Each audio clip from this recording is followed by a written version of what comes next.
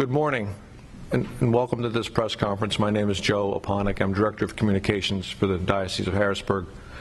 It is with deep sadness and shock that we announced this morning the death of Bishop Joseph McFadden.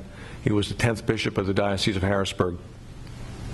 He died unexpectedly while attending a meeting for Catholic bishops in Philadelphia. While staying at a local rectory there, he awoke this morning. He was feeling ill.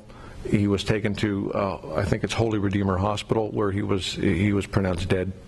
We do not have a cause of death at this point. The governance of the Diocese of Harrisburg, upon his death, passed to the College of Consultors, which is a senior body of priests in the diocese that will administer the diocese. They have 8 days, and most likely on Monday they will elect an administrator who will then run the diocese on a day-to-day basis until the appointment of a new bishop, which would come from Rome and His Holiness Pope Francis. As I said, Bishop McFadden was the 10th Bishop of Harrisburg. He was appointed on June 22nd in 2010 and by Pope Benedict, and he was installed April 18th at St. Patrick's Cathedral of that year. He was with us for so short a time. He enjoyed being here very much. He loved the diocese, and the people of the diocese very much loved him. He had a very full calendar. He was with the people very much in his ministry. He attended 40-hour services, which are a devotional service that were all the parishes in the diocese hold. He attended almost all of those. That's practically unheard of. He did all of the confirmation services, which was made him have a very full calendar, but it put him in touch with the people, and that was something he loved to do. He worked very hard. We know of no health conditions that brought this about. He was a very active man. He loved golf. He was very much competitive. We would have picnics here, and he was always the leader of the winning volleyball team. He loved the youth of the diocese in particular. He attended World Youth Day in Spain in 2011, and he was very much looking forward to going to Rio later this year. Along with the youth, he had a passion for Catholic schools and Catholic education. In fact, he was chairman of the U.S. Bishops' Committee on Catholic Education. That post is, of course, now vacant. He was very proud of the new Bishop McDevitt High School and oversaw much of that construction and leading to that successful completion of that. He did many video conferences. He embraced technology. He had a Facebook page that actually had over 5,000 likes on it. And he also had a Twitter page, which he just recently started to use. So he embraced any way to reach out and spread the faith. And we also have a YouTube page, which was his inspiration. There are many entries of his on there.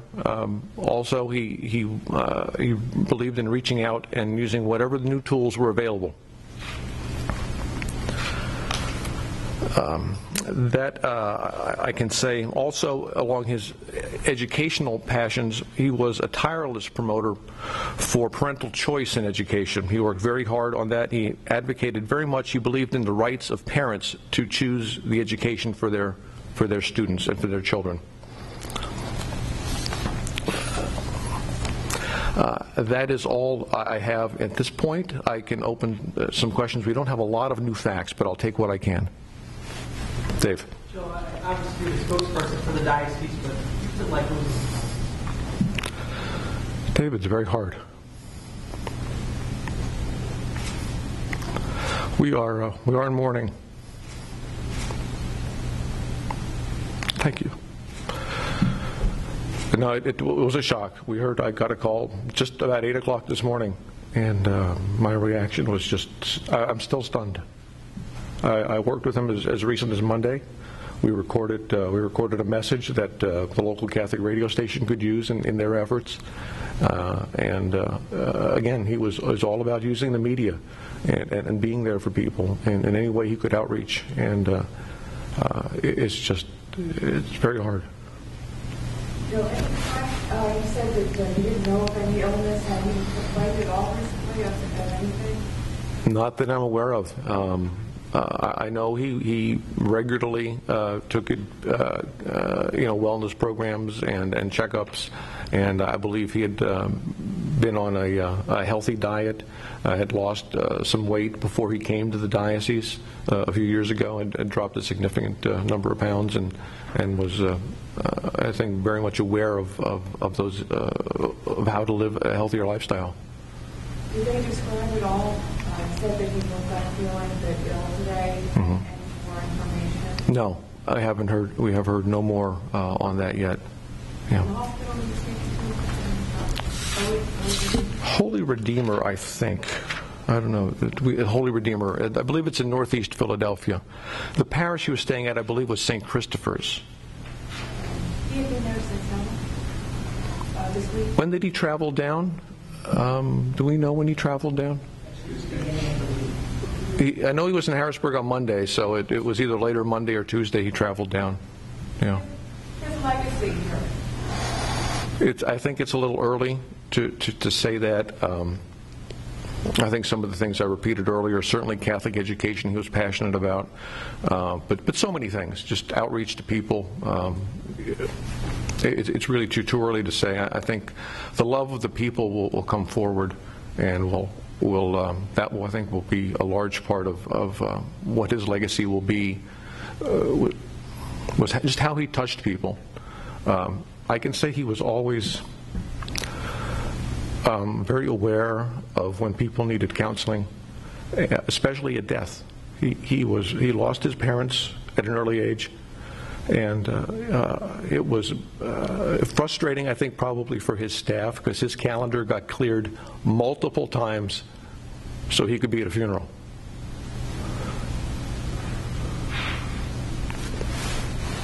You've been here for multiple bishops.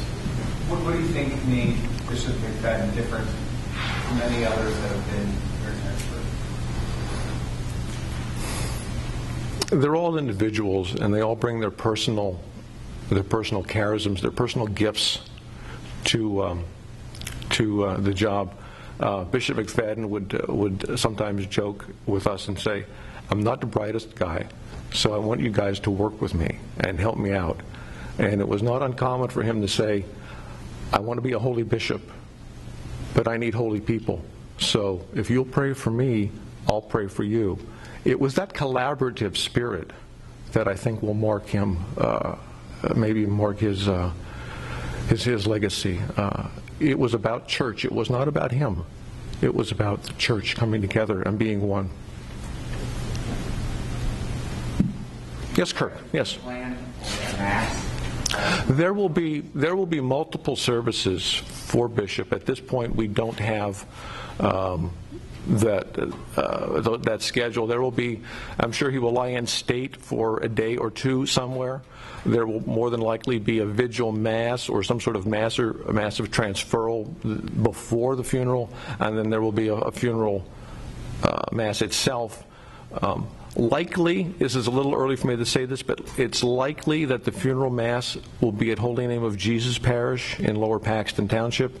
It is a new church. It is very large. It is our largest church, has easy access and lots of parking. But those plans have yet to be made.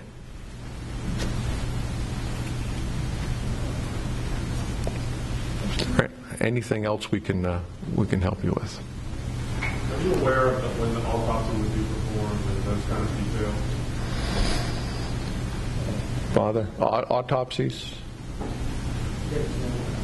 We have not heard. The body, he is obviously still in Philadelphia and is being handled there.